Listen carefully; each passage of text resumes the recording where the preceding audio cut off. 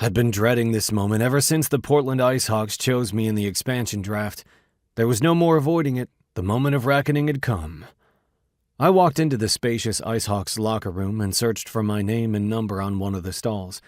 I found it halfway around the room and headed that way, nodding to a few guys I was familiar with.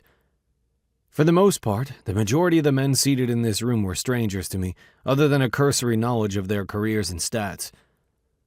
I slumped onto the bench seat in front of my locker, attempting to be as inconspicuous as possible while taking a measure of my surroundings.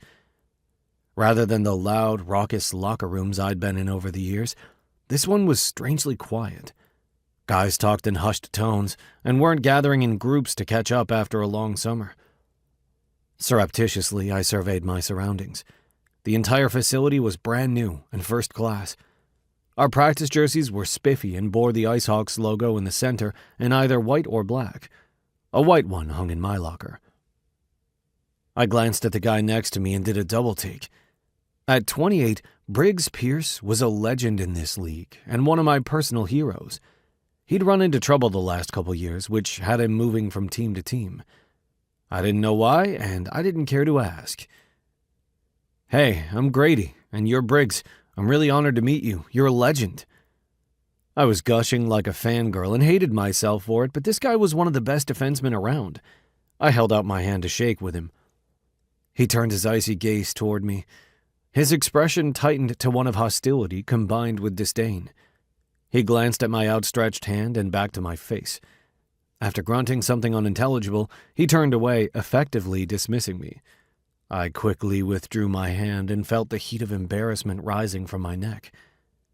Not knowing what to do next, I shifted my attention to the guy on the other side of me. He met my stare with a wide, welcoming grin. "I'm Jarrett." He thrust out his hand, and I gladly shook it. "Grady," I said. Jarrett beamed and leaned forward to whisper conspiratorially, "Don't take Briggs personally. He doesn't want to be here, and he's making his displeasure known." "Could have fooled me," I muttered sarcastically, drawing a snort of laughter from Jarrett.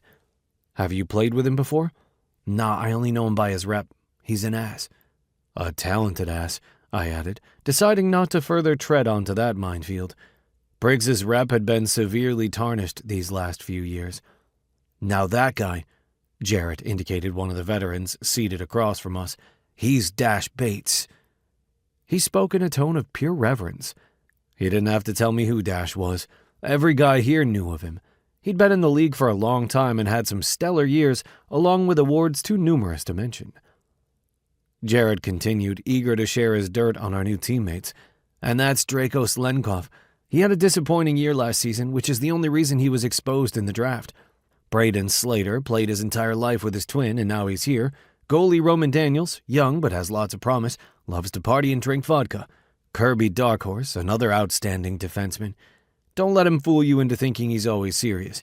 He has a wicked sense of humor and can play pranks on unsuspecting rookies with the best of them." "How do you know all this shit?" "I'm nosy.